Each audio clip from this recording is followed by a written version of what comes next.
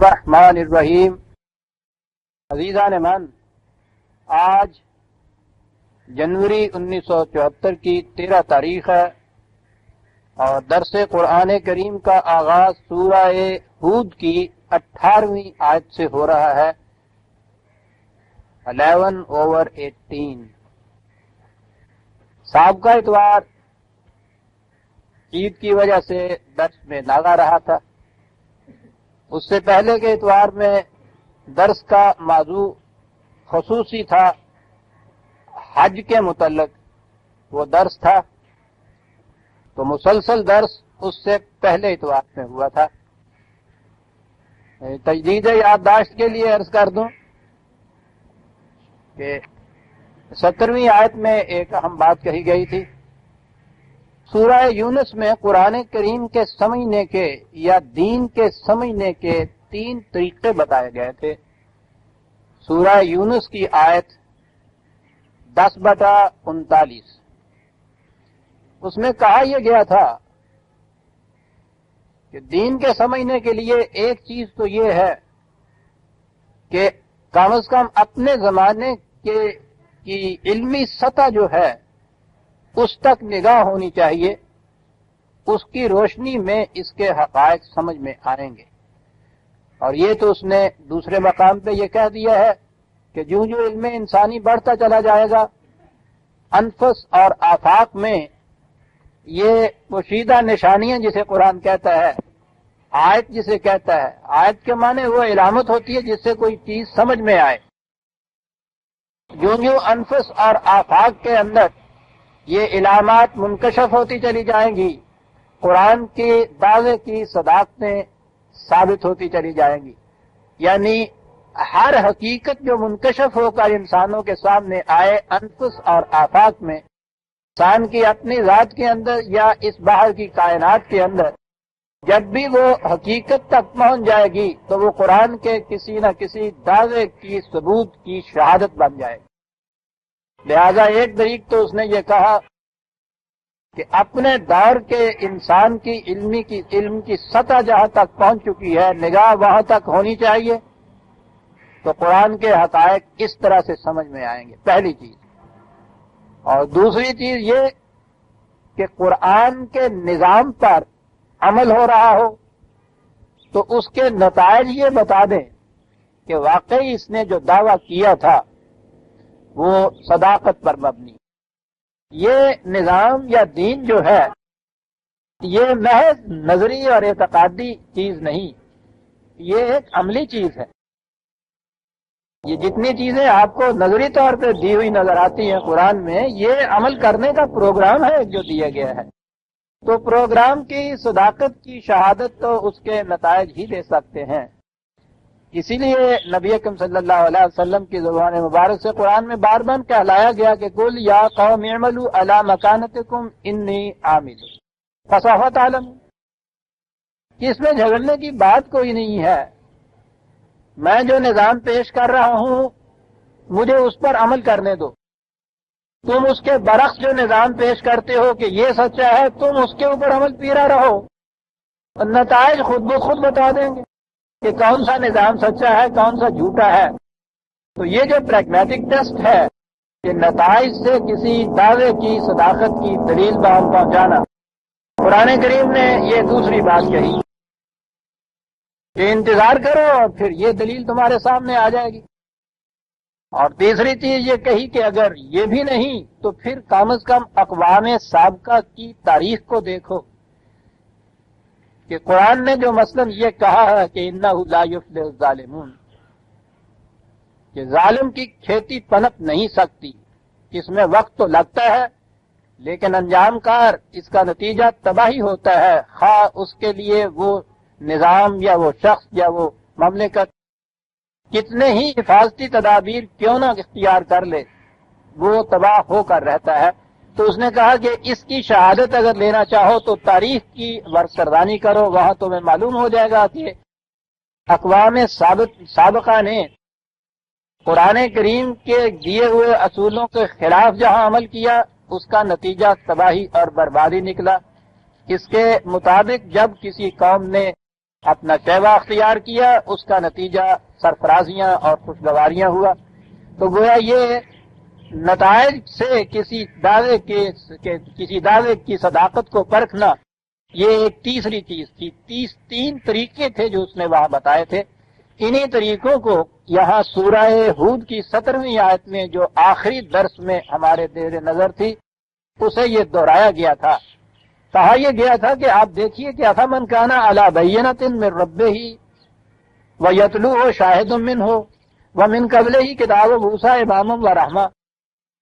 کہا کہ ایک یہ چیز کہ خدا کی دی ہوئی بصیرت سے کام لے رہا ہو انسان، یہ بڑی چیز ہے قرآن کے سمجھنے کے لیے، کہ ایک تو یہ چیز کہ لا یمسہ الا المطہرون، قرآن نے کہا ہے کہ قرآن سے مس قرآنی حقائق تک وہی پہنچ سکتا ہے جو پہلے اپنے قلب و دماغ کو تمام غیر قرآنی خیالات سے پاک کر لے، یعنی خالی الذہن ہو کر اس کی طرف آئے، پریجوڈسڈ مائنڈ اس کا نہ ہو، پہلے سے ہی خیالات اپنے دل میں جما کے اس کی طرف آئے گا تو پھر یہاں سے وہ ہدایت نہیں پا سکے گا۔ صاف دل سے اس کی طرف آئے کہ اگر واقعی یہ حقیقت ہے تو میں تسلیم کروں گا، اور اگر یہ نہیں ہے تو اس کو چھوڑ دوں گا، یوں آئے۔ پہلی چیز تو یہ ہو گئی اس کے لیے۔ اور اس کے لیے کہا یہ کہ ایک شخص اپنی بصیرت سے کام لے رہا ہے، یعنی نہ تو وہ تقلیدی روش کو ہی ایسا سمجھتا ہے کہ یہی ہے روش صحیح، میں اس سے ہٹ ہی نہیں سکتا، نہ جہالت سے کام لے رہا ہے، نہ پریجوڈس سے کام لے رہا ہے، علم و بصیرت جو خدا نے دیا ہے اس سے وہ کام لے رہا ہے۔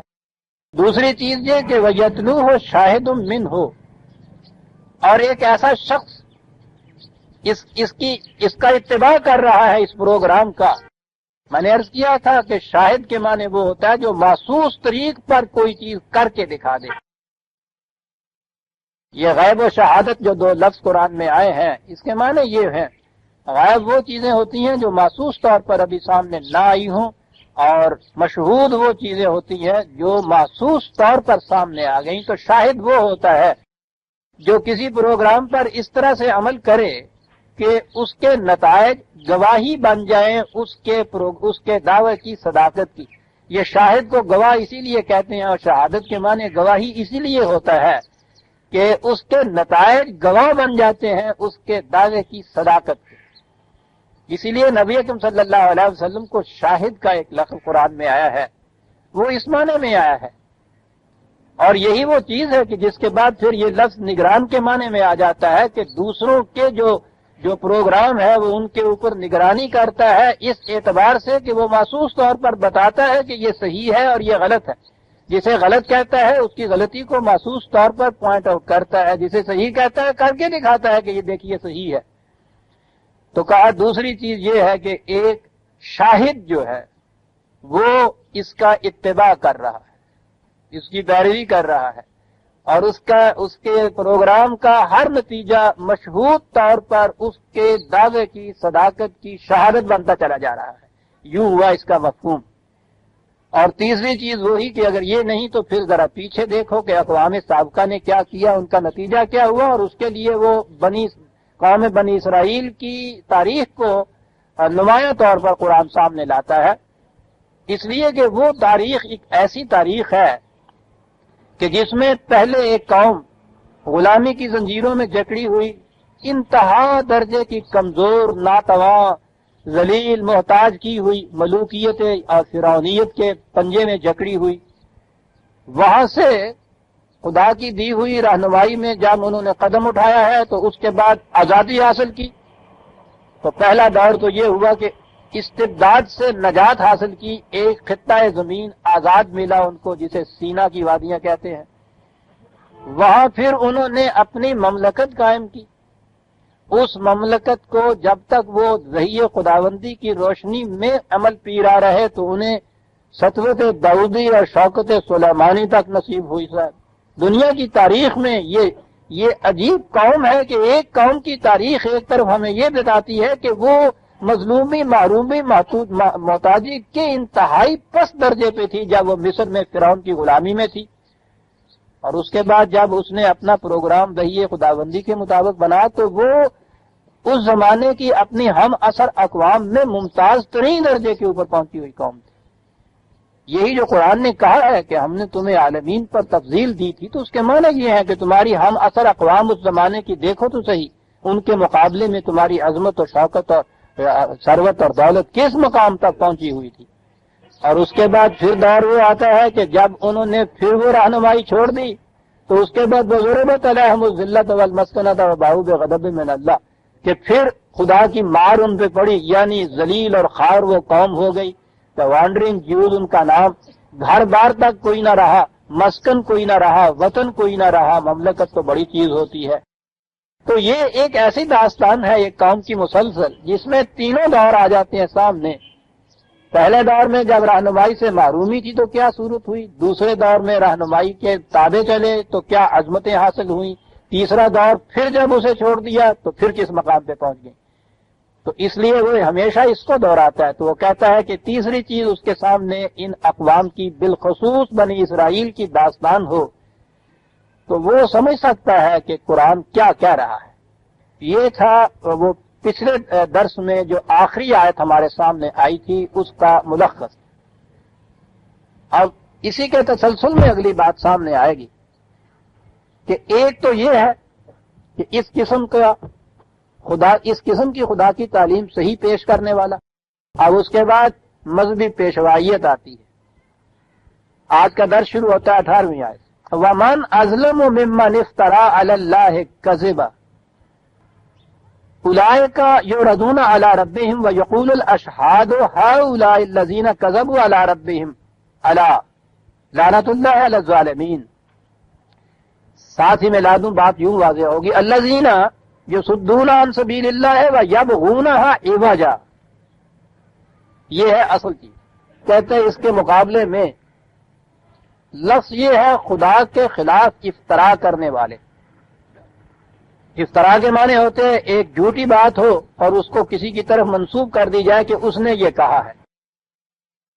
اصطلاحی طور پر ایک تو مفتری علی اللہ ہوتے ہیں، یہ جو نبوت کا دعویٰ کر دیتے ہیں، وحی کا دعویٰ کر دیتے ہیں، یہ کہتے ہیں خدا کی طرف سے ہمیں الہام ہوتا ہے۔ تو یہ جھوٹا دعویٰ جو ہے اس کو بھی افترا علی اللہ کہا جاتا ہے، خدا کی طرف ایک جھوٹی بات منسوب کر دینا کہ یہ اللہ کی ہے۔ تو میں نے کہا ہے نا کہ اس کی ایک شکل تو یہ ہوتی ہے، یہ جو مدعی ہوتے ہیں نبوت کے الہام کے، اور سیدھی بات ہے کہ ختم نبوت کے بعد تو ہر شخص جو اس کا دعویٰ کرے گا یا جو شخص بھی اس کا دعویٰ کرے گا کہ اسے خدا کی طرف سے براہ راست کوئی علم حاصل ہوتا ہے، اس کا نام کچھ بھی کیوں نہ رکھے، وہ افترا ہے اللہ کے اوپر۔ ختم نبوت کے بعد یہ سلسلہ ختم ہے، بند ہے، اب اس میں کسی بحث کی گنجائش ہی نہیں ہے، نہ یہ کہنے کی گنجائش ہے کہ تم اپنے دعوے کے لیے دلیل لاؤ۔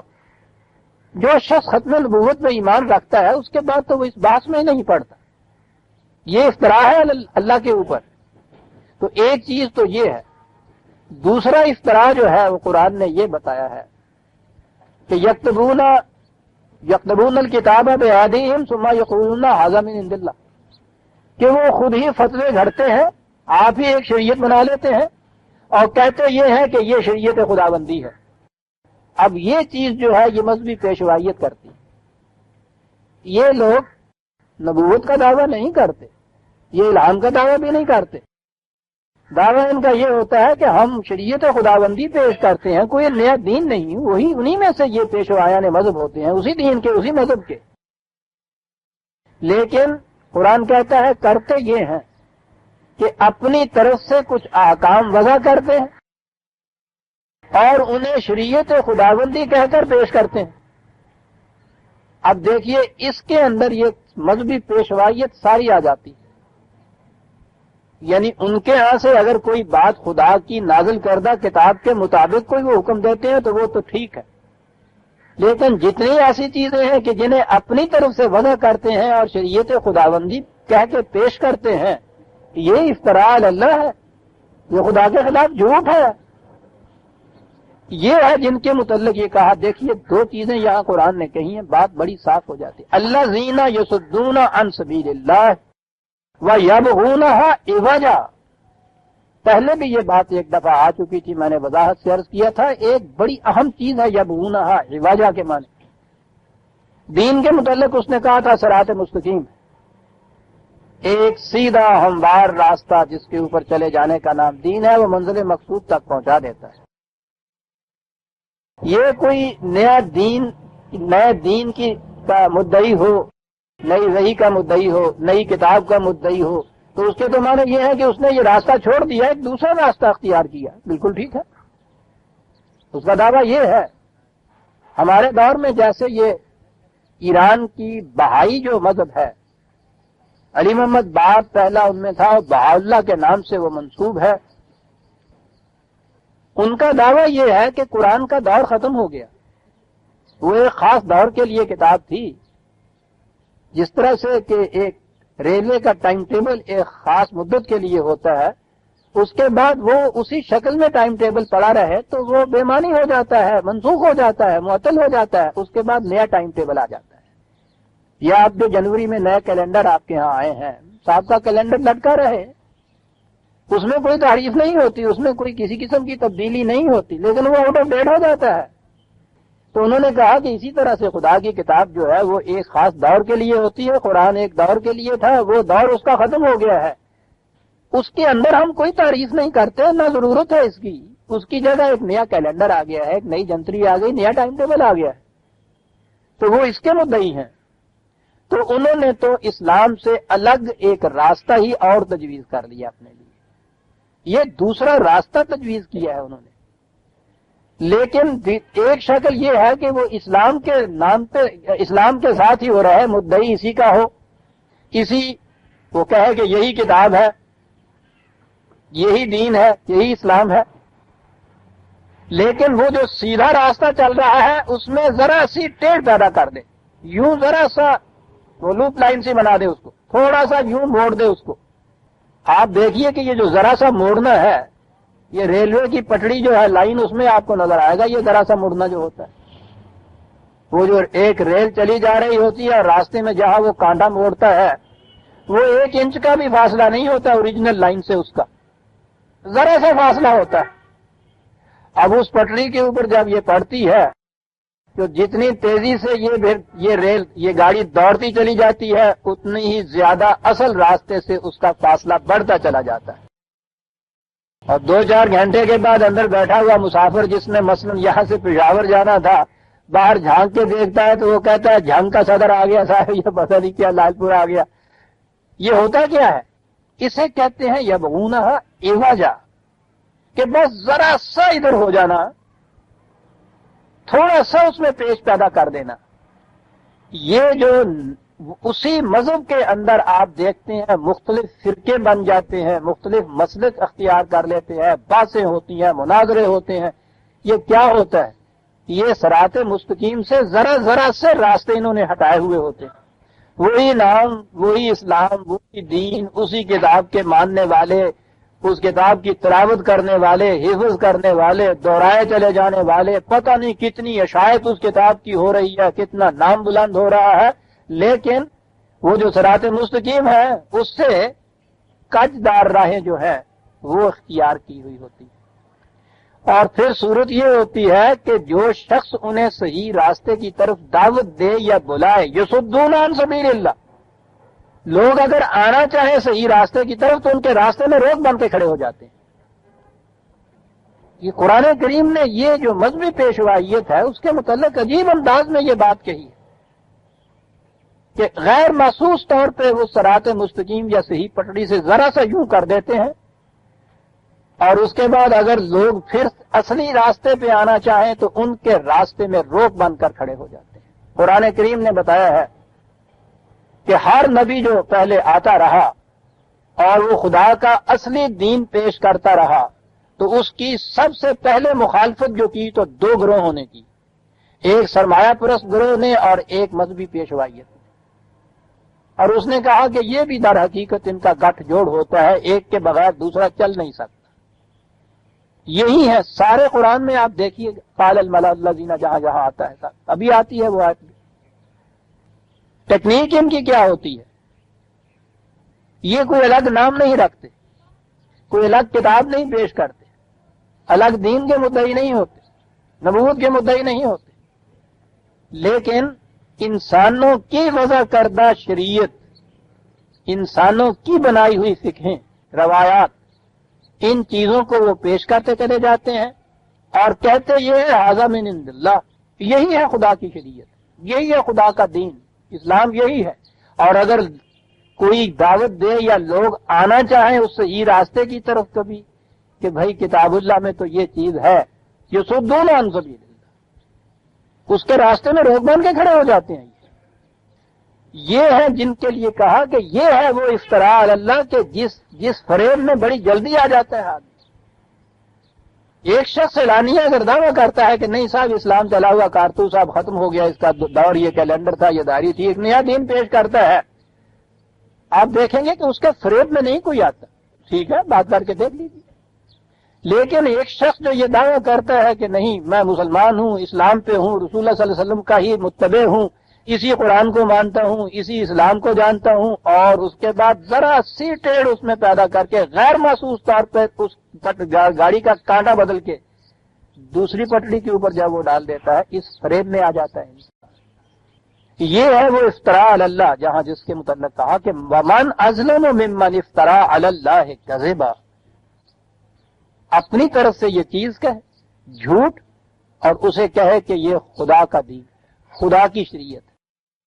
عزیزان من، ایک چیز کو بنیادی طور پہ سمجھ لیجئے، نہ کسی مغالطہ آفرینی کی گنجائش رہے گی، نہ غلطی کھا جانے کا کوئی امکان ہوگا، اور وہ یہ کہ دین قرآن کریم کے اندر آ کے مکمل ہو گیا ہوا ہے، غیر متبدل ہے، اور صحیح اور غلط، جائز اور ناجائز، اسلامی اور غیر اسلامی کی حجت، سند اور معیار یہ قرآن کریم ہے جو خدا کی کتاب ہے۔ کسی کا کوئی قول جو اس کے مطابق جاتا ہے اسے ہم سچا اور صحیح مان دیتے ہیں، جو اس کے خلاف جاتا ہے اس کی نسبت کسی کی طرف کیوں نہ کر دی جائے ہم کہیں گے کہ یہ غلط ہے۔ یہ چیز اگر راستے میں آپ کے آ جائے اور یہ معیار آپ قائم کر لیں تو آپ دیکھیں گے کہ پھر صراط مستقیم کے اوپر آپ چل پڑیں گے۔ لیکن معیار اگر یہ نہ رہے تو پھر تو مغالطہ آفرینیوں کے بھی مقامات بہت سے ہیں اور غلطیاں کھا جانے کا بھی امکان بڑا ہوتا ہے انسان کے پاس۔ پھر دین مذہب کے اندر تبدیل ہو جاتا ہے، وہی نام، وہی اسلام، وہی شعائر بظاہر، وہی ارکان اس کے، وہی کلمات، وہی الفاظ، سب کچھ، لیکن ذرا سی ٹیڑھ اس میں پیدا ہوئی ہوتی ہے۔ کیا الفاظ ہے قرآن کے، یبغونہا عوجا، بس ذرا سی ٹیڑھ یوں ہوتی ہے، باقی سب کچھ وہی رہنے دیتے ہیں وہ لوگ۔ افتراء علی اللہ، کہتے ہیں کہ یہ لوگ جب خدا کے سامنے آئیں گے، میں نے عرض کیا ہے کہ قرآن کریم جب وہ مکافات عمل کے متعلق گفتگو کرتا ہے، اسے خدا کے سامنے آنا اس سے بھی تعبیر کرتا ہے۔ وہ سمجھانے کے لیے نقشہ ایسا ہی دیتا ہے جیسا ایک عدالت ہوتی ہے، عدالت ہے، اس میں جج ہیں، ملزم لایا جاتا ہے، قرآن کے الفاظ ہیں یہ، ہتھکڑیاں پہنے ہوئے سپاہی آگے سے اس کو کھینچ رہا ہوتا ہے، پیچھے بھی اس کے ایک محافظ کھڑا ہوتا ہے، پھر گواہ بلائے جاتے ہیں، پھر ریکارڈ طلب کیا جاتا ہے، پھر اس کو مدافعت کا موقع دیا جاتا ہے۔ یہ سارا کچھ قرآن کریم بیان کرتا ہے بات سمجھانے کے لیے، ورنہ یہ صورت نہیں ہے کہ اللہ تعالیٰ کہیں کرسی پہ میز کرسی لگا کے عدالت کی کرسی پہ بیٹھے ہوئے مجسمہ طور پر ہوں گے، اس کے سامنے یہ لوگ اس طرح سے آئیں گے جو کہا گیا ہے۔ وہ تو قرآن کے دیگر مقامات میں آپ دیکھیں گے تو وہاں وہ بات صاف کرتا ہے کہ یہ تو ہر شخص کا اعمال نامہ اس کی گردن میں لٹکا ہوا ہوتا ہے، یہاں لپٹا ہوا ہوتا ہے، وہاں کھل کے سامنے آ جاتا ہے، اس سے کہا جاتا ہے کہ اقرا کتابک، یہ اپنا اعمال نامہ آپ ہی پڑھ لے، اور آج تیرے خلاف کسی اور کی گواہی کی ضرورت ہی نہیں ہے، تیرا اپنا نفس تیرے خلاف خود بڑی شہادت ہے۔ تو بات تو کچھ ایسی ہے وہ، لیکن سمجھانے کے لیے قرآن کریم نے انداز ایسا اختیار کیا ہے جیسے عدالت کا ہوتا ہے۔ تو اس انہی الفاظ میں وہ کہتا ہے جب یہ خدا کے سامنے آئیں گے، یہ لقائے رب کا بھی قرآن کریم میں آیا ہے، خدا کے سامنے آنا، آمنے سامنے کھڑا ہونا، ملاقات ہونا۔ وہاں جب یہ سامنے آئیں گے وَيَقُولُ الْأَشْهَادُ هَٰؤُلَاءِ الَّذِينَ كَذَبُوا عَلَىٰ رَبِّهِمْ، اور پھر گواہ یہ کہیں گے کہ یہ ہیں وہ کہ جنہوں نے خدا کے خلاف جھوٹ باندھا تھا، جھوٹ باتیں خدا کی طرف منسوب کی تھیں، اشہاد کہیں گے۔ دوسری جگہ کہیں یہ ہے کہ ان کے اپنے ہاتھ پاؤں ان کے خلاف گواہی دیں گے۔ تو میں نے عرض کیا ہے نا کہ یہ بات تمثیلی انداز میں سمجھانے کا انداز ہے قرآن کا. الا لعنت اللہ علی الظالمین، یہ وہ لوگ تھے کہ جنہوں نے ہر شے کو اس کے صحیح مقام سے اٹھا کے دوسری جگہ رکھ دیا تھا. یہ ظلم کے بنیادی معنی ہیں نا قرآن کی روح سے. تو عجیب چیز ہے، دین کو جب مذہب میں تبدیل کر لیا جاتا ہے تو اس سے بڑا ظلم اور کیا ہو سکتا ہے. یہ وہ لوگ ہیں کہ جو خدا کے اس راستے کی طرف آنے سے روک بن کر کھڑے ہو جاتے ہیں، وَيَبْغُونَهَا عِوَجًا، اور اس میں ٹیڑھ پیدا کرنا چاہتے ہیں. وَهُمْ بِالْآخِرَةِ هُمْ كَافِرُونَ، یہ ہے وہ لوگ اصل میں جو خدا کے قانون مکافات عمل سے عملاً انکار کرتے ہیں. زبان سے تو لاکھ بار یہ قیامت اور جہنم اور دوزخ اور حشر اور نشر اور میزان اور یہ سب کچھ کہتے رہیں گے. کہا یہ ہے کہ یہ لوگ وہ ہیں کہ جو دل سے اس بات کو مانتے نہیں ہیں، ورنہ مکافات عمل کا ماننے والا تو عزیزان من کبھی یہ کچھ کر ہی نہیں سکتا. جو شخص یہ مانتا ہے کہ خدا نگاہ کی خیانتوں اور دل کے خیالات تک سے واقف ہے، قرآن کی یاد کا ترجمہ ہے. جو یہ مانتا ہے کہ انسان کے دل میں گزرنے والا غلط خیال بھی ایک نتیجہ پیدا کر کے رہے گا، وہ اس قسم کی حرکتیں کر ہی نہیں سکتا. اسی لیے قرآن نے یہ کہا ہے کہ یہ لوگ جو ہیں یہ آخرت کے منکر ہوتے ہیں، اگرچہ زبان سے دعویٰ یہ کرتے ہیں کہ ہم ایمان لائے. پہلے ہی پارے میں یہ چیز آئی ہے نا، وَمِنَ النَّاسِ مَن يَقُولُ آمَنَّا بِاللَّهِ وَبِالْيَوْمِ الْآخِرِ وَمَا هُمْ بِمُؤْمِنِينَ. یہ وہ لوگ ہیں کہ جو زبان سے 1000 مرتبہ کہیں گے کہ ہم اللہ پہ ایمان رکھتے ہیں، ہم آخرت پر ایمان رکھتے ہیں، لیکن یہ ایمان والے نہیں ہیں. آپ نے دیکھا کہ یقولون کے بعد یہ کہا کہ یہ مومن نہیں ہے، کہتے ہیں زبان سے. یہاں بھی انہی کے متعلق کہا وَهُمْ بِالْآخِرَةِ هُمْ كَافِرُونَ أُولَٰئِكَ لَمْ يَكُونُوا مُعْجِزِينَ فِي الْأَرْضِ وَمَا كَانَ لَهُم مِّن دُونِ اللَّهِ مِنْ أَوْلِيَاءَ يُضَاعَفُ لَهُمُ الْعَذَابُ. کہا یہ وہ لوگ ہیں کہ خدا کا قانون، یہ قرآن میں متعدد مقام میں یہ بات آئی ہے کہ یہ خدا کو عاجز نہیں کر سکتے. اس کے معنی کیا ہوتے ہیں خدا کو عاجز کرنے کے؟ خدا یہ کہتا ہے کہ ظلم کا نتیجہ تباہی. ان کا دعویٰ یہ ہے کہ یہ نہیں. اگر انسان قوت جمع کر لے، تدبیریں کر لے، بساط سیاست کے اوپر مورے ٹھیک ٹھیک مقام پہ رکھ دے، اپنی حفاظت کے لیے سارے سامان کر لے، تو پھر جو طریقہ بھی اختیار کیا جائے مقصد کے حصول کا وہ بالکل صحیح ہوتا ہے. Means are justified by the ends achieved. یہ غال غلط ہے. اور پھر وہ دیکھتا ہے کہ دیکھ لیجئے کہ یہ کتنے کتنے لوگ یہ کچھ سب کچھ کرتے ہیں اور اس کے باوجود کتنے کامیاب ہیں. تو گویا خدا نے یہ کہا تھا کہ یہ کامیاب نہیں ہو سکتے، یہ تباہ ہوں گے. وہ یہ کہتا ہے کہ دیکھیے کس قدر کامیابیاں حاصل ہو رہی ہیں. تو الرغم خدا کے سامنے یہ آئے نا، یہ جہاں جہاں خدا یہ کہتا ہے نا کہ یہ خدا کو عاجز نہیں کر سکتے، اسے مغلوب نہیں کر سکتے، اس کے معنی یہ ہے کہ یہ ہو ہی نہیں سکتا کہ خدا نے جو بتایا ہے کہ فلاں بات کا نتیجہ یہ ہو وہ نہ ہو. یہ اس کے خلاف نتیجہ پیدا کر ہی نہیں سکتے.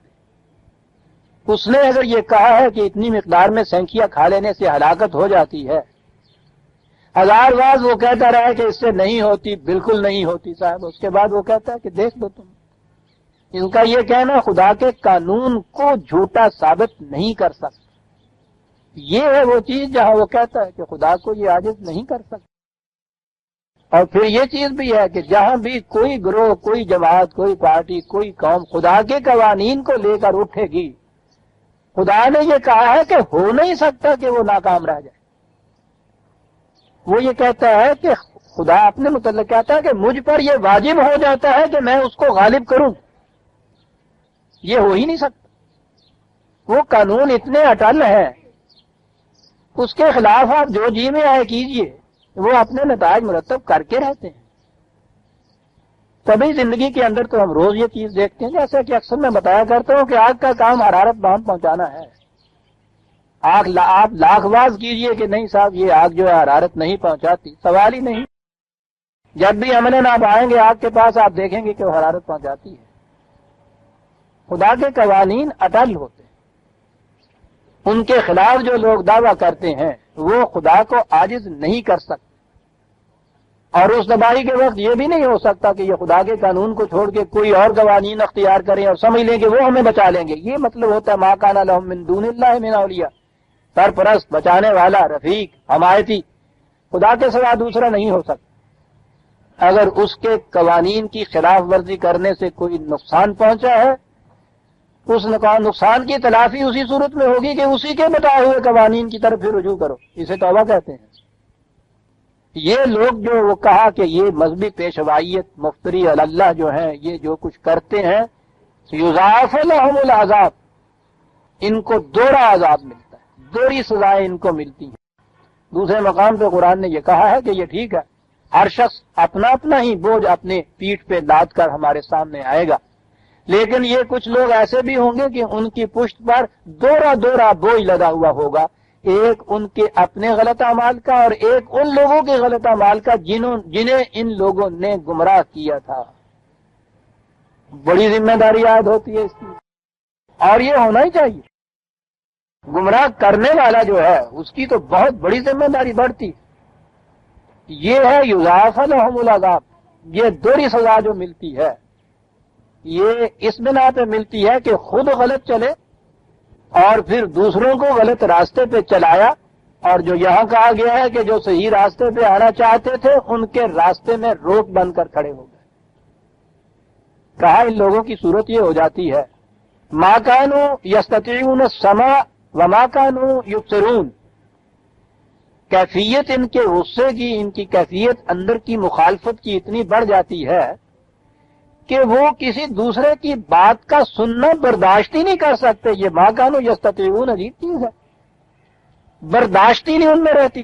آپ دیکھیں گے اس چیز کا نام انہوں نے حمیت دینی رکھا ہوا ہوتا، یعنی کسی کی بات ہی نہ سننا. بات کیجئے تو صاحب منہ میں جھاگ آ رہی ہے، آنکھوں میں سے شعلے نکل رہے ہیں اور گالیاں دی جا رہی ہیں، اور اس کے بعد تو اب قتل تک بھی نوبتیں پہنچ جاتی ہیں. یہ سارا کچھ ہو رہا ہے اور کہا یہ جا رہا ہے کہ یہ حمیت دینی ہے، غیرت اسلام کا تقاضا ہے. یہ کیا تقاضا ہے؟ گالیاں دی جائیں، کسی کی بات نہ سنی جائے، منہ میں جھاگ آ رہی ہو، پاگل ہو رہا ہو، قتل کر دیا جائے، خنجر بھونک دیا جائے. کہتا ہے یہ انداز تو نہیں ہے نہ صحیح بات کے منوانے کا، نہ اس بات کے لیے پرکھنے کا کہ جو ہم کہتے ہیں وہ صحیح ہے، جو یہ کہتا یہ غلط ہے. اس میں تو برداشت چاہیے، یہ بڑی ضروری چیز. کہتا ہے سننے کی طاقت تو رکھو، کم از کم سن تو لو اگلا کیا کہتا ہے. آپ دیکھیں گے یہ سننے کے لیے تیار بھی نہیں ہوتے. اور قرآن تو رسول اللہ صلی اللہ علیہ وسلم کا لگا وَاصْبِرْ عَلَىٰ مَا يَقُولُونَ، جو کچھ یہ کہتے ہیں ہمیں پتہ ہے، گالیاں تک اتر آتے ہیں، یہ مخالفت میں یہاں تک پہنچ جاتے ہیں، لیکن نہیں، تمہیں بڑے استقامت سے کام لینا ہوگا.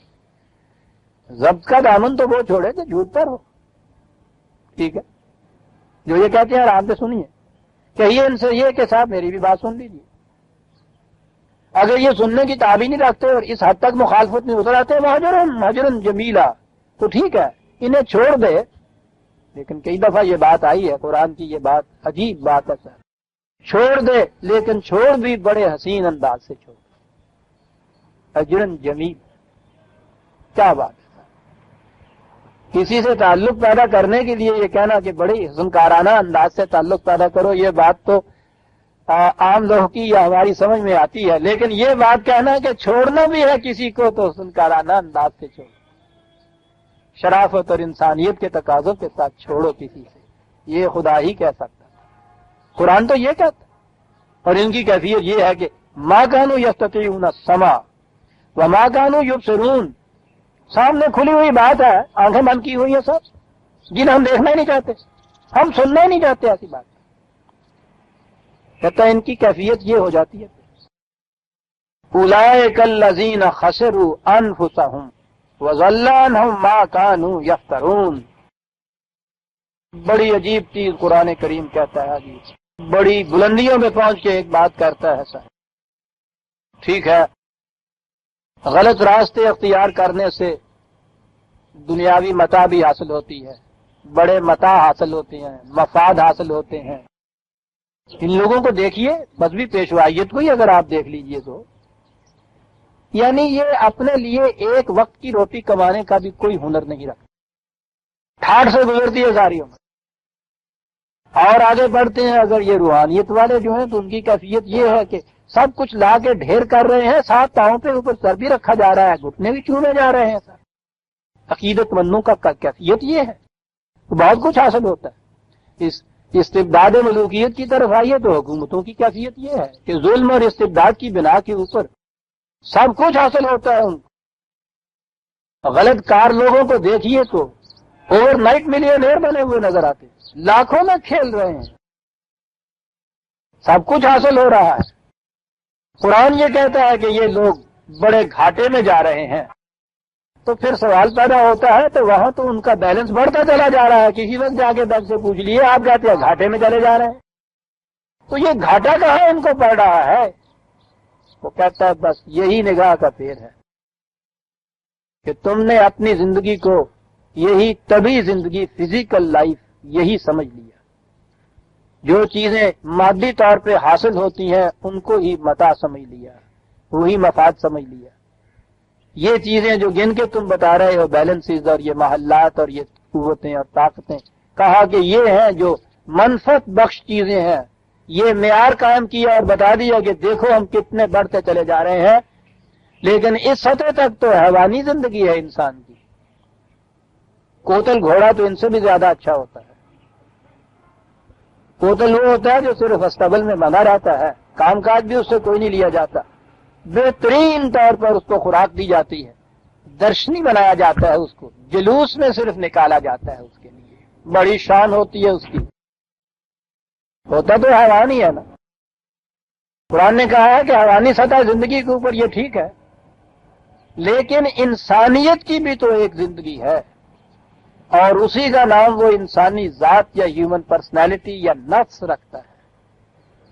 وہ کہتا ہے کہ یہ چیزیں ضروری ہیں، یہ دنیاوی مفاد کی جو تم کہہ رہے ہو، لیکن اصل فائدہ اور نقصان جو ہے یہ دیکھیے کہ جسے انسانی ذات کہا جاتا ہے اس کے فائدے کی بھی یہ چیز ہے یا اس کے نقصان کی چیز ہے.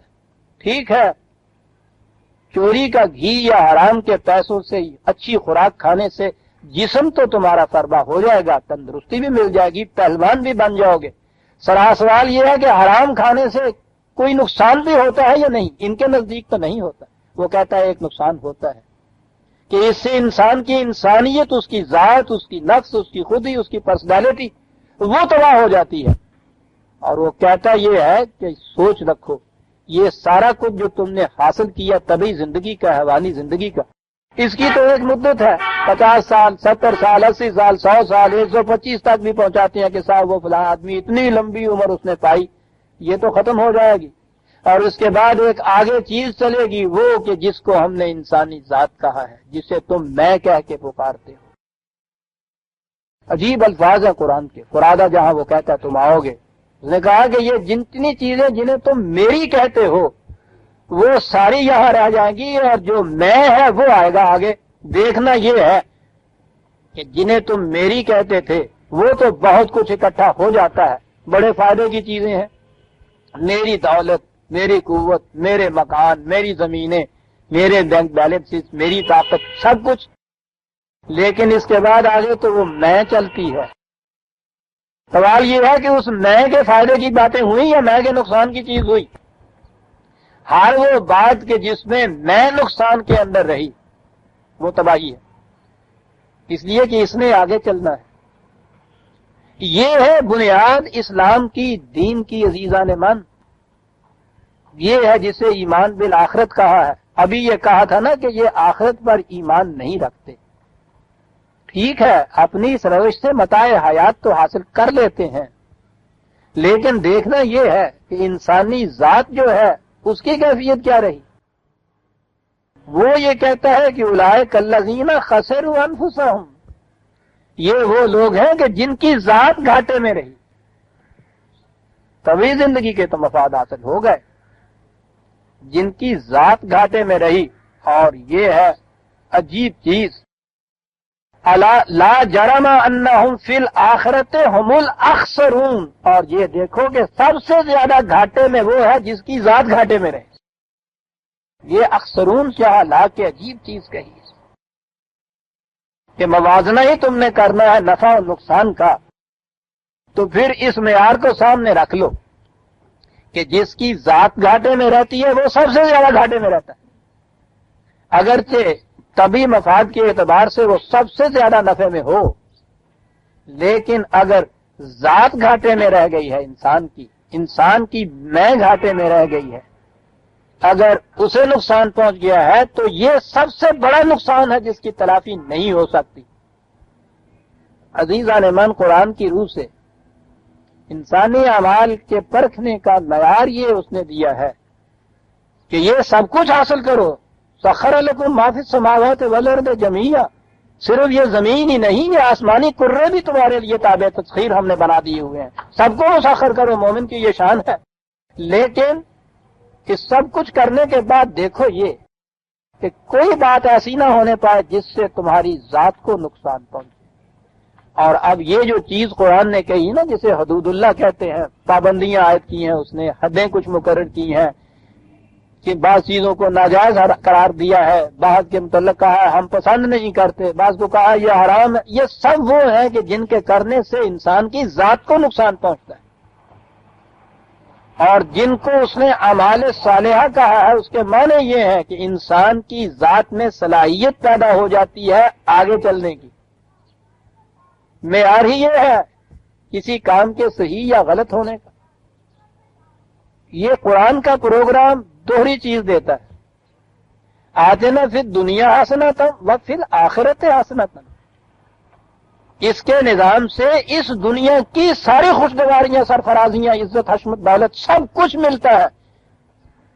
پہلا معیار یہ ہے کہ اگر یہ نہیں ملا ہوا تو قرآن کہتا ہے سمجھ لو کہ ہم دین کے اوپر نہیں ہیں، لیکن وہ کہتا ہے کہ یہی نہ بات ہو کہ یہ مل گیا تو سمجھ لیا کہ ہم دین کے اوپر ہے، اس کے بعد یہ بھی دیکھو کہ اس میں کوئی کام ایسا نہ ہو کہ جو قرآن کی بتائی ہوئی حدود کی خلاف ورزی کر رہا ہو، کیونکہ اس سے انسانی ذات کو نقصان پہنچے گا۔ اور اکثرون وہ ہیں، سب سے زیادہ نقصان میں وہ ہے کہ جنہوں نے یہ متا تو ساری حاصل کی، لیکن ان کی ہیومن پرسنالٹی قرآن کے الفاظ میں ڈس انٹیگریٹ ہو گئی۔ بڑے عجیب الفاظ ہیں قرآن کے، الہمہا فجورہا وتقواہا۔ کیا عرض کیا جائے، قرآن عزیزہ نے من 1400 سال بعد پہلے کرتا ہے۔ آج کے دور کے آپ کے ہاں کی یہ سائیکالوجی جو ہے، عجیب بات ہے کہ یہ سائیکالوجسٹ جو ہیں انہوں نے ایک ٹرم اپنے ہاں دی ہے ہیومن پرسنالٹی کے متعلق، انٹیگریٹڈ پرسنالٹی۔ وہ کہتے ہیں کہ جو بیلنسڈ ہوتی ہے، نشو و نما یافتہ ہوتی ہے ان کی نقطہ نگاہ سے صحیح، اور جو اس کے خلاف ہوتی ہے اسے وہ ڈس انٹیگریٹڈ کہتے ہیں، منتشر ہوئی پٹی ہوئی۔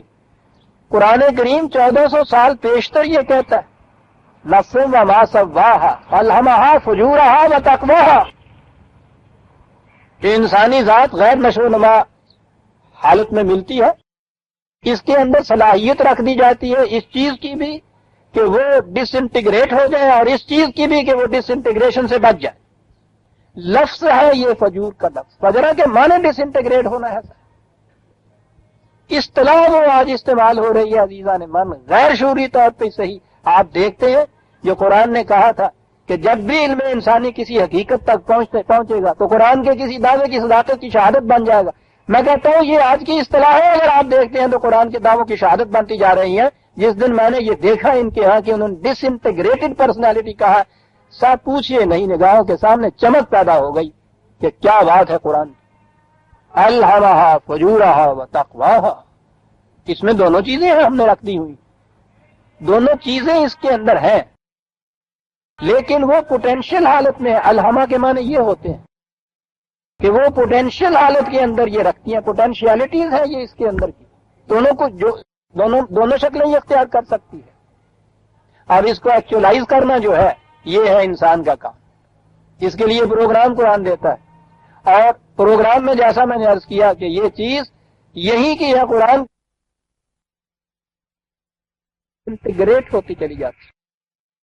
اس نے کہا ہے کہ نفع اور نقصان کو کسی میزان پہ تولنا ہے تم نے تو یہ یاد رکھو کہ سب سے زیادہ نقصان والا وہ ہے جس کی ذات نقصان میں رہی۔ ہم الاکثرون، ایک طرف تو یہ لوگ ہیں ان الذین آمنوا وعملوا الصالحات واخبتوا الی ربہم اولئک اصحاب الجنۃ هم فیہا خالدون.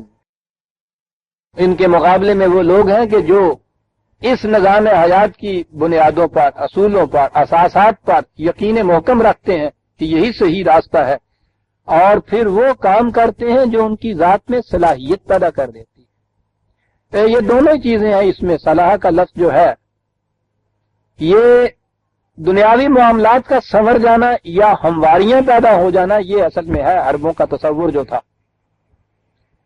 یہ بھی اس کے اندر آتا ہے، اور انسانی ذات کے اندر بیلنس پیدا ہو جانا جو ہے وہ بھی اس کے اندر آ جاتا ہے. یہ ایک ہی لفظ جامع ہے ان کے ہاں کا، اور اسی لیے قرآن نے جہاں کہا ہے عمل الصالحات کہا ہے یا اعمال حسنہ کہا ہے. یہ لفظ بھی عربی زبان کا جو ہے سین نون کا ہے، اس کے معنی ہے صحیح پرپورشن لیے ہوئے، جسے حسنات کہا جاتا ہے. تو یا تو وہ اعمال صالحہ کہتا ہے یا اعمال حسنہ کہتا ہے. ان کے معنی یہی ہوتے ہیں کہ انسانی ذات کے اندر کی صلاحیتیں جو ہیں، پوٹینشیل جو ہیں ان کے اندر، ان پوٹینشیلٹیز کو ایکچولائز کر دینے والا، اور یہ حسنات ہیں کہ ان میں صحیح پرپورشن پیدا کر دینے. کہتا ہے کہ وہ لوگ جو ان قوانین کی صداقتوں پر یقین رکھتے ہیں اور اس کے بعد پھر پروگرام ایسا اڈاپٹ کرتے ہیں یہاں، ایسے کام کرتے ہیں یہاں جس سے یہ ان کی خارجی دنیا کے اندر کی ناہمواریاں بھی مٹ جاتی ہیں اور ان کی ذات بھی حسن کارانہ انداز سے صلاحیت یافتہ ہو جاتی ہے. یوں یہ ہمارے سمجھ میں آ جاتے ہیں. اخبتوا الی ربہم، پہلی چیز تو آ گئی ہے ایمان لائے، یہ ہے اس کے معنی. اخبتوا الی ربہم، اس کے معنی ہوتا ہے جھکا دینا اپنے آپ کو کسی کے حکم کے سامنے، کسی صداقت کے سامنے، کسی دعوے کے سامنے. یہ جھکا دینا اور سار اٹھا دینا جو ہے یہ علامات ہیں بعض چیزوں کی. جب آپ سے کوئی کہتا ہے کہ صاحب آپ وہاں آئیں گے، آپ زبان سے کچھ نہیں کہتے اور یوں کہہ دیتے ہیں، بات صاف ہو جاتی. اور جب آپ کہتے ہیں کہ بات صاف ہو جاتی ہے زبان سے کہے بغیر. یہی چیزیں ہیں زبان کے اندر جس کو جھک جانا کہتے ہیں، جس کو سر اٹھا دینا کہتے ہیں. سر کشی کے معنی ہوتا ہے یوں سر اٹھا دینا. سر تسلیم خم کرنا یہ جھک جانا لفظ ہوتا ہے. جھکاؤ یہ صرف یہی نہیں جھکاؤ ہوتا، یہ تو علامات ہیں اس جھکاؤ کی کہ اس نے سر تسلیم خم کر دی. اور اگر سر تسلیم تو خم ہو اور کرے وہ جو اپنی مرضی میں اس کے حکم کے خلاف، یہ وہ رکوع و سجود ہے جو ہم کر آتے ہیں مسجدوں کے اندر عزیزان مان. کھڑے ہو کر مسجد میں خانہ خدا میں باوضو قبلے کی طرف منہ کر کے پہلے دعویٰ یہ کرتے ہیں ایاک نعبد، ہم تیرے سوا کسی کی محکومی اختیار نہیں کرتے. کس قدر مقدس ہے یہ اعلان اور یہ اعتراف عزیزان من. اس حالت میں کھڑے ہو،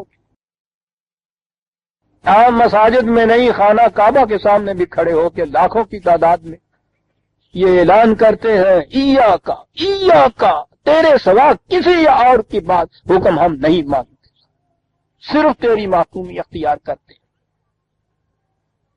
یہ کرنے کے بعد آٹومیٹکلی غیر شعوری طور پہ انسان کا سر جھکے گا نا جب یہ اقرار کرے گا. یہ جو اس کے بعد فوراً رکوع میں چلے جاتے ہیں یہ علامت ہے اس چیز کی، جسے پیرللزم کہتے ہیں فلسفے کے اندر، کہ دل میں جو خیال پیدا ہو تبھی جسم کی علامت سے اس کا اظہار صاف ہوتا ہے. یہ جو ہوتا ہے دل کے اندر آپ نہ کر رہے ہیں نا، یوں کرتے ہیں، فیصلہ کرتے ہیں نا ہاں کا اور یوں کرتے ہیں. یہ فیصلہ جو ہے کہ صرف تیرے سامنے جھکتے ہیں، کسی کے سامنے کسی اور کی محکومی اختیار نہیں کرتے ہیں، جھک جاتا ہے انسان. اسے رکوع کہتے ہیں. یہ ابھی ابتدائی جھکنا ہے، اور اس کے بعد انتہائی طور پہ ہوتا ہے جس کو آپ سجدہ کہتے ہیں، کاملتاً اس کے سامنے پھر جھک جاتا ہے. اس کی محکومی اختیار کرنے سے ساری دنیا کی جتنی بڑی بڑی قوتیں ہیں ان سے انسان سرکشی اختیار کرتا ہے. تو سرکشی نہ کہہ دیجئے، بے نیاز ہو جاتا ہے. ایک چوکھٹ کے اوپر سر ڈھکنے سے لاکھوں چوکھٹوں سے بے نیاز ہو جاتا ہے. یہ ایک سجدہ جسے تو گراں سمجھتا ہے 1000 سجدے سے دیتا ہے آدمی کو نجات.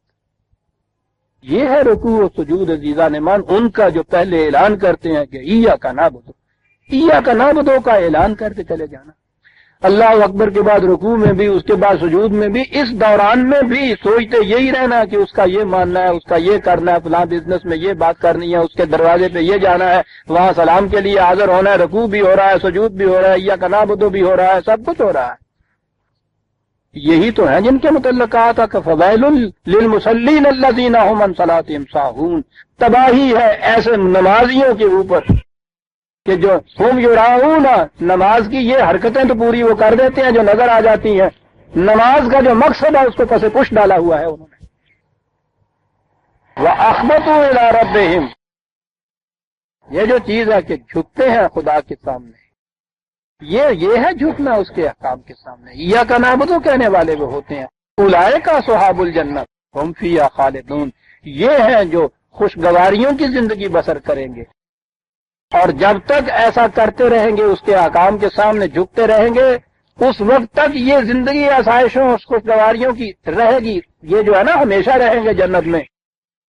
عجیب عجیب پھر سوالات پیدا کیا کرتے ہیں لوگ اس کے بعد، اس کے معنی یہ ہوتے ہیں کہ جب تک یہ کیفیت وہ اختیار رکھیں گے ان سے یہ چیز چھینی نہیں جائے گی۔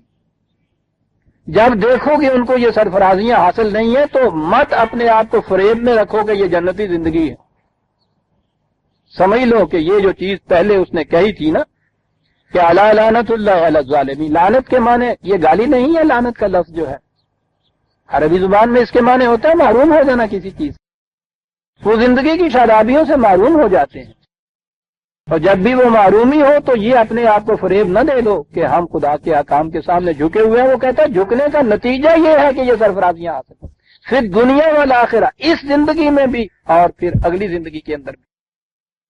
دو گروہ سامنے آ گئے، ایک تو وہ کہ اپنے جی سے فتوے گھڑتے ہیں اور کہتے یہ ہیں کہ یہ شریعت خداوندی ہے، اس کے سامنے تم کیوں، خدا کی قرآن کے الرغم اس کے مخالف جاتی ہیں ان کے ہاں کہ یہ فتووں کے فیصلے، اور اس کے باوجود شریعت وہی ہے آپ کے۔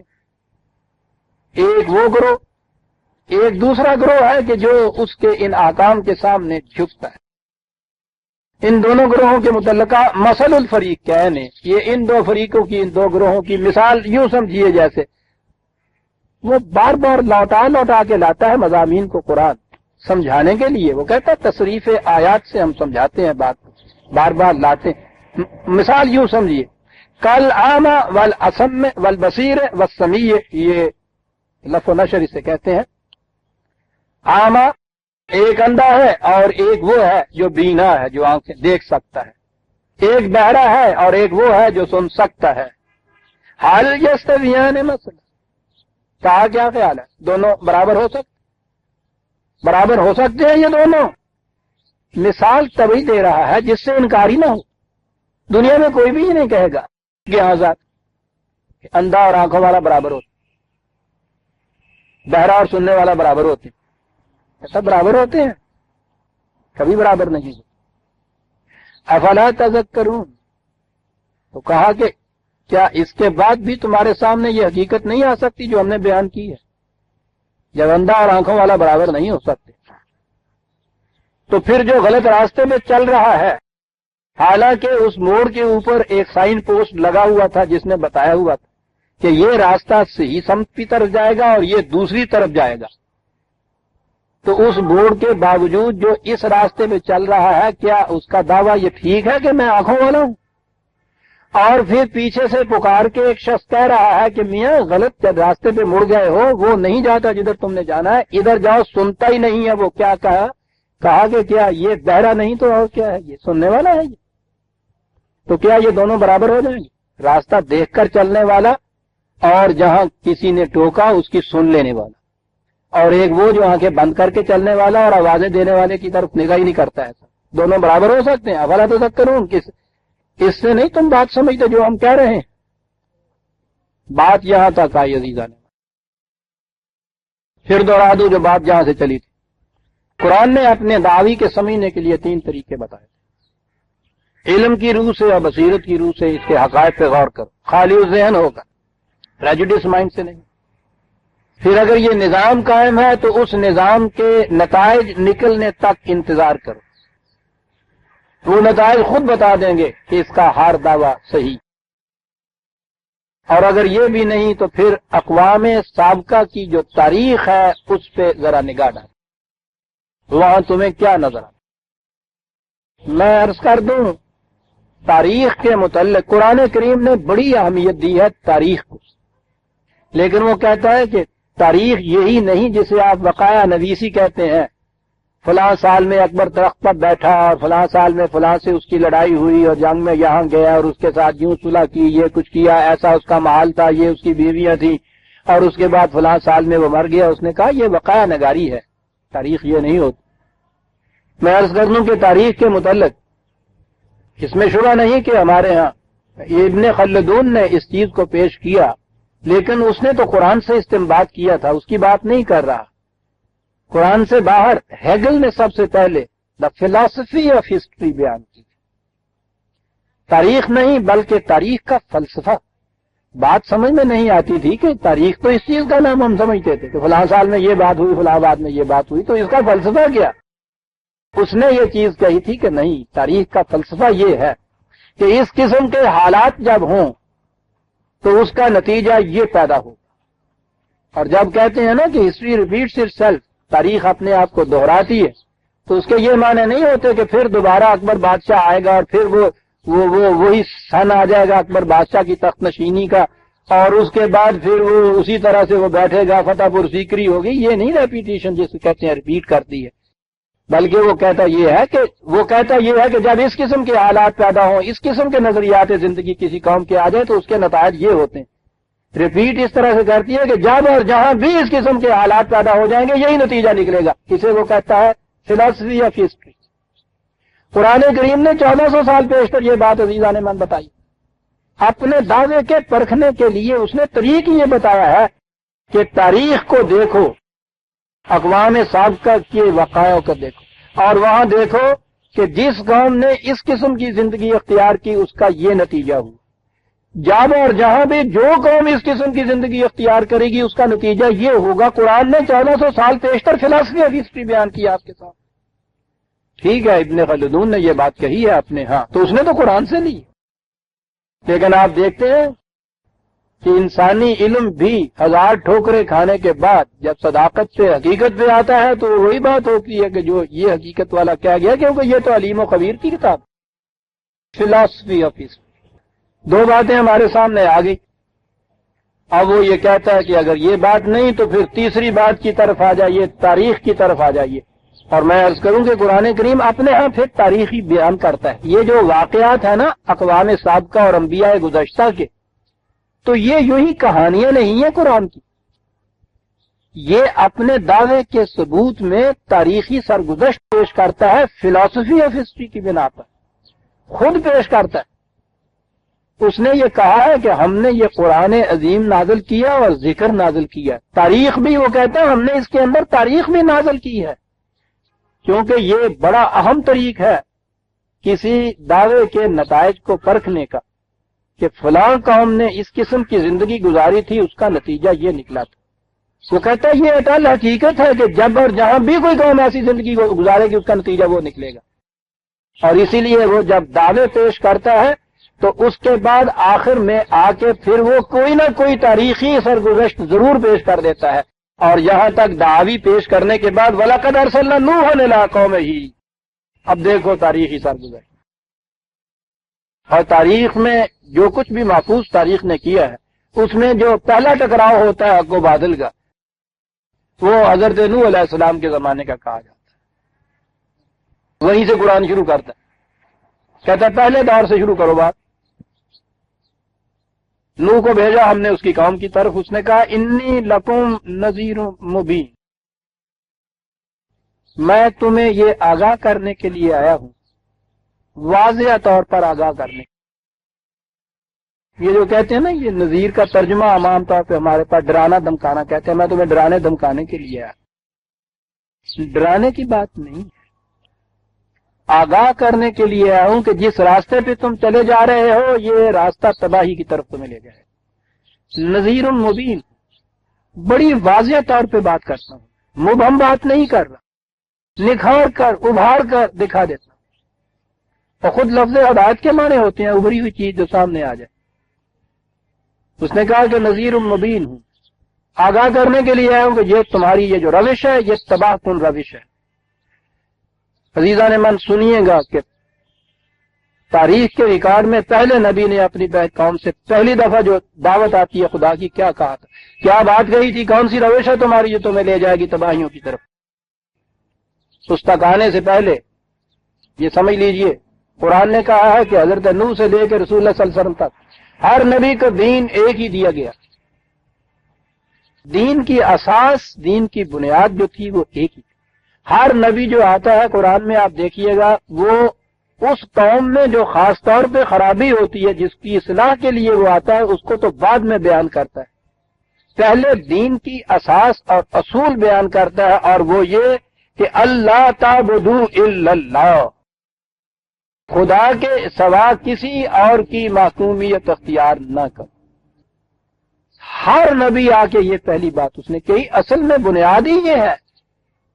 اور اگر آپ دیکھیں تو وہ ہاتھی کے پاؤں تلے سب کے پاؤں، اس ایک اصول میں ساری باتیں آ جاتی، کسی اور کی حکومت نہیں، کسی اور کی محکومیت نہیں، کسی اور کی تابعداری نہیں، اطاعت نہیں، کچھ نہیں اسی۔ اب وہ آ گئے نا وجہ والے ذرا سی ٹیڑھ پیدا کرنے کے لیے، یہی قرآن پڑھتے ہیں، یہی یا کا نعبد وہ بھی کہتے ہیں۔ عبادت آپ نے دیکھا ہوگا کتنا لفظ دہرایا جاتا ہے، عبادت کیا کیا انہوں نے، ذرا سا اس کا ترجمہ پرستش کر دیا، خدا کے سوا کسی کی پرستش نہ کرو۔ اب عبادت گزار آپ ذہن میں رکھ لیجئے نقشہ کیا ہوتا ہے اس کا، ساری رات نفل پڑھتا رہتا ہے۔ پرستش تو ہر حکومت کے تابع ہو جاتی، ہر جگہ ہو سکتی، ہر حالت میں ہو سکتی۔ پرستش کا کیا ٹیسٹ ہے یہ؟ اب آپ کے یہاں کا رکوع بھی پرستش، سجدہ بھی پرستش، نماز بھی پرستش، حج بھی پرستش۔ آپ نے دیکھا وہ جو میں نے کہا تھا کہ وجہ جو اس نے کہا کہ بس ذرا سا یوں کر دیتے ہیں، بس ذرا سا ہی تو یوں کیا ہے۔ عبادت کے معنی محکومیت، اس سے ذرا سا یوں کر دیجئے پرستش، پوجا پاٹ۔ اب ہر جگہ کی پوجا پاٹ جو ہے، ہر جگہ کی خدا کی پرستش جب کوئی کہے گا تو ٹھیک ہو گیا۔ آگے پھر اس کے لیے بڑے بڑے دلائل دینے والے ابوالکلام آزاد جیسے لوگ کہ نیک عملی اور خدا پرستی یہ ہے اصل دین، خدا کی پرستش۔ اور پھر انہوں نے یہ کہہ دیا کہ جب خدا کی پرستش اصل دین ہے تو جو جس رنگ میں پرستش کرتا ہے خدا کی وہ کرے، بس ٹھیک ہے، پرستش مانے ہو گئے نا، کیجئے نا قرآن کی روح سے جو اس نے کہا کہ الا ان الحکم الا للہ۔ عبادت کے معنی یہ ہے کہ حکومت اس کے سوا کسی کی نہیں ہو سکتی۔ اب آئیے نا اس معنی کے بعد پھر کیجئے کہ صاحب ہر حکومت میں ہر ایک کی محکومی میں، ہر ایک کی غلامی میں عبادت ہو سکتی ہے، ہو کیسے سکتی؟ پھر محکومی تو ایک ہی کی اختیار کی جا سکتی، ایک وقت میں دو کی محکومی اختیار ہی نہیں کی جا سکتی۔ یہ ناممکن ہے کہ آپ پاکستان میں رہتے ہوئے پاکستان کے آئین کی محکومی اختیار کریں اور افغانستان کے آئین کی بھی اختیار کر لیں، یہ تو شرک ہے۔ لیکن پرستش تو عزیزان من ہر جگہ ہر ایک کر سکتا ہے۔ پاکستان میں رہتے ہوئے سارے اپنی اپنی قوم والے اپنی اپنی جگہ پرستش کرتے پھرتے ہیں۔ میں یہ کہہ رہا تھا کہ وہ جسے قرآن نے کہا تھا نا کہ یہ وجہ، وہ دیکھیے ذرا سی یوں بھونڈی تھوڑی سی مروڑی جاتی ہے، بس ہر نبی نے آ کے یہ خدا کا پیغام دیا، اللہ تعبدوا الا اللہ۔ پہلی بات یہ سن لیجیے، خدا کے سوا کسی اور کی محکومیت نہیں اختیار کی جائے، اس کی اختیار کی جائے، اس لیے کہ لا الہ الا اللہ، صاحب اقتدار خدا کے سوا کوئی نہیں۔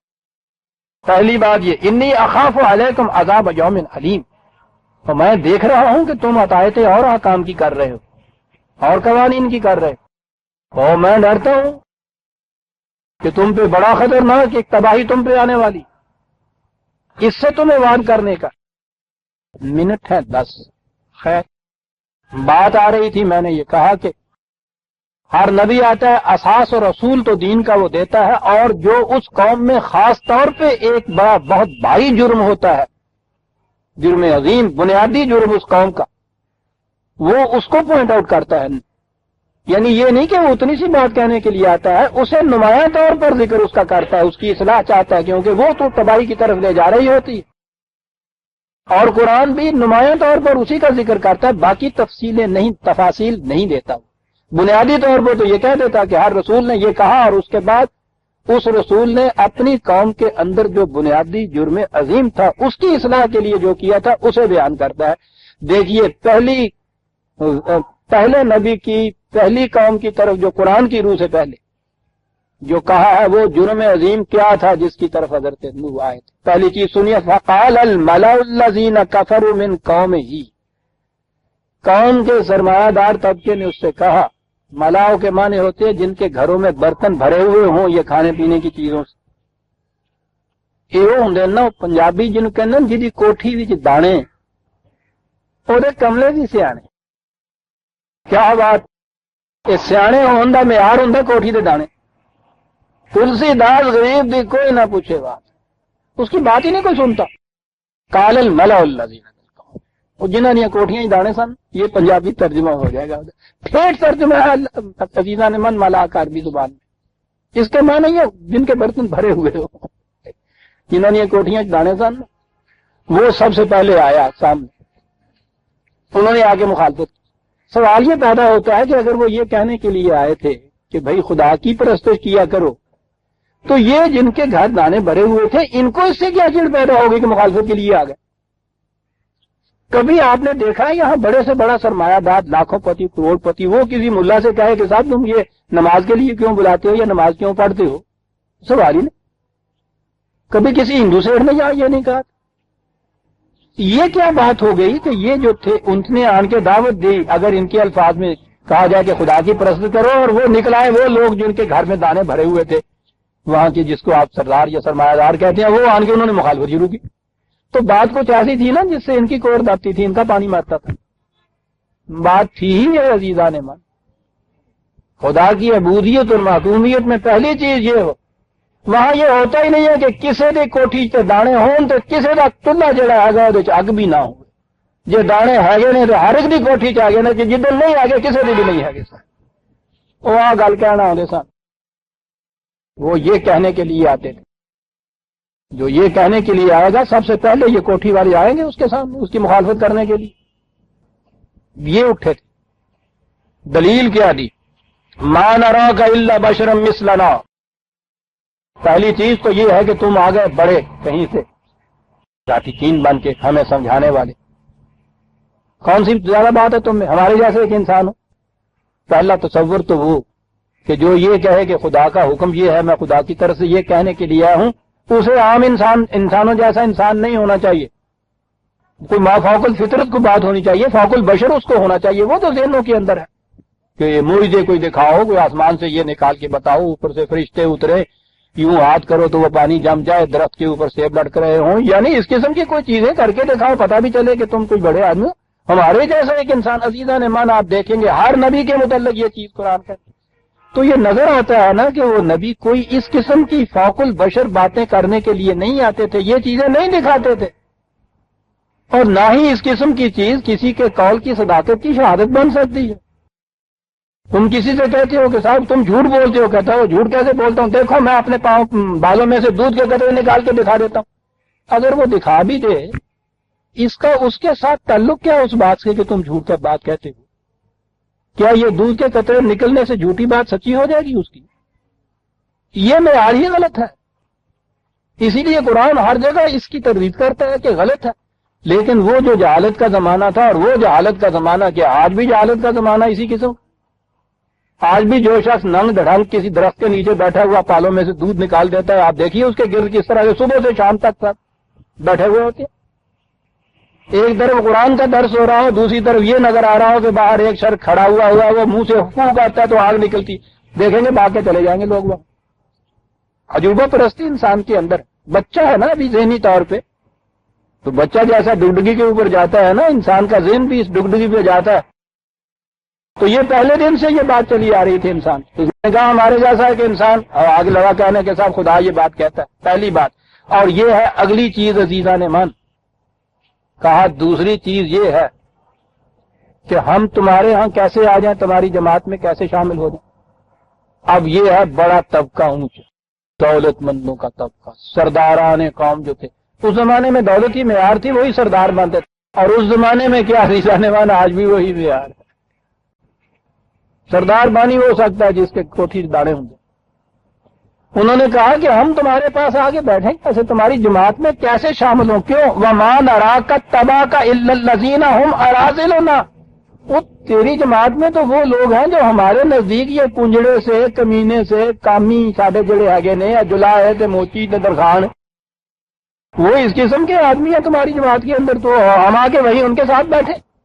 ہوا کیا کہا گیا قرآن، جسے آپ طبقاتی تفریق آج کہتے ہیں، بڑی بات کہی ہے صاحب ان لوگوں نے کہ طبقاتی تفریق ہم مٹائیں گے۔ پہلے نبی کی پہلی قوم کی طرف سے یہ بات آتی ہے کہ تو ہے یہ دعوت دینے کے لیے۔ آپ دیکھا کہ وہ جو تھے جن کی کوٹھی میں دانے تھے بھرے ہوئے، وہ مخالفت کے لیے کیوں نکلے؟ یہ مساوات انسانیت سکھانے کے لیے آیا تھا نبی۔ تو اس نے کہا تھا کہ دولت معیار عزت نہیں ہو سکتا، دولت معیار عزت نہیں ہو سکتا۔ یہ تھا نا پہلا اصول جو دینے کے لیے پہلا نبی، پہلی قوم نے اس کے خلاف یہ کہا کہ تیرے ساتھی جتنے بھی ہم دیکھ رہے ہیں وہ نچلے طبقے کے لوگ ہیں، اراذل الناس جس کو کہتے ہیں ارذل۔ ہم میں سے جو نچلے طبقے کے لوگ ہیں وہ ہیں جو تمہارے ساتھ ہیں۔ باقی رہا یہ کہ یہ تمہارے ساتھی ہو گئے ہیں، انہوں نے تمہاری بات مان لی، تو یہ معیار کیا ہو سکتا ہے؟ اس بات کا ثبوت کیا ہو سکتا ہے؟ یہ چھوٹے طبقے کے جو لوگ ہیں ان کی عقل فکر کیا ہوتی ہے؟ بادی رائے، ان کا کیا ہے؟ ان کی رائے کوئی نہیں ہوتی۔ کیا بات ہے! دیکھیے جی کوٹھی جدانے وہ دے کملے بھی سے ہیں، رائے تو ہماری رائے ہے نا، ٹھیک ہے جی، گل کی تین چاہیے صاحب کیا ہے؟ پہلے دن یہ بات آ رہی ہے۔ پہلی چیز یہ کہ تم کہنے والے ہمیں کیا آگے کوئی ما فوق الفطرت بات تمہارے پاس ہے، ہمارے جیسا ایک انسان، پہلی چیز تو یہ آج بھی یہی کہا جا رہا ہے۔ حضرت صاحب کی بات سننے کے قابل ہوتی۔ اگلی بات یہ ہو جاتی ہے سر کہ تمہارے پاس جو آئے ہوئے وہ ہمارے اس طبقے کے پست طبقے کے لوگ ہیں، وہ ہم ان کے ساتھ آ کے نہیں بیٹھ سکتے۔ اعتراض سنیں، اور یہ چیز کہ وہ تمہارے ساتھ ہو گئے ہیں کہ یہ کیا ثبوت ہے تمہاری صداقت کا؟ ان کی رائے ہوتی ہے یوں ہی ستی بادی رائے، سچی رائے ان لوگوں کی، ان کا کیا ہے سر؟ رائے ہماری رائے ہے سر، کیا بات ہے! وَمَا نَرَىٰ لَكُمْ عَلَيْنَا مِنْ فَضْلٍ، یہ پوری جماعت بھی تمہاری ہم اکٹھی کر لیں تو ہمارے مقابلے میں کوئی معاشی فضیلت ہی تمہیں حاصل نہیں ہے۔ یاد رکھیے قرآن کریم فضل کہتا ہے یہ دنیاوی معیشت جو ہوتی ہے اس کون سی بات ہے تمہارے یہاں؟ جماعتی انفرادی حیثیت سے یہ صورت، جماعتی حیثیت سے بھی ہم دیکھ رہے ہیں کہ ہمارے مقابلے میں کوئی معاشی فضیلت تمہیں حاصل نہیں ہے سر۔ تو ہاں اگر یہ امیروں کی جماعت ہوتی تو ٹھیک ہے، آ جاتے ہم۔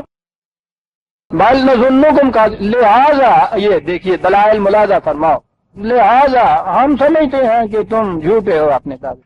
ہاں سر، تمہارے پاس دولت ہے، تمہارے گھر میں کھانے کو ہے، قوم کے سردار ہو، صحیح بات ہے صاحب، تمہاری بات ہوگی سننے کی، ان کی بات سننے کی قابل نہیں ہے، یہ یہاں کی بات نہیں ہے۔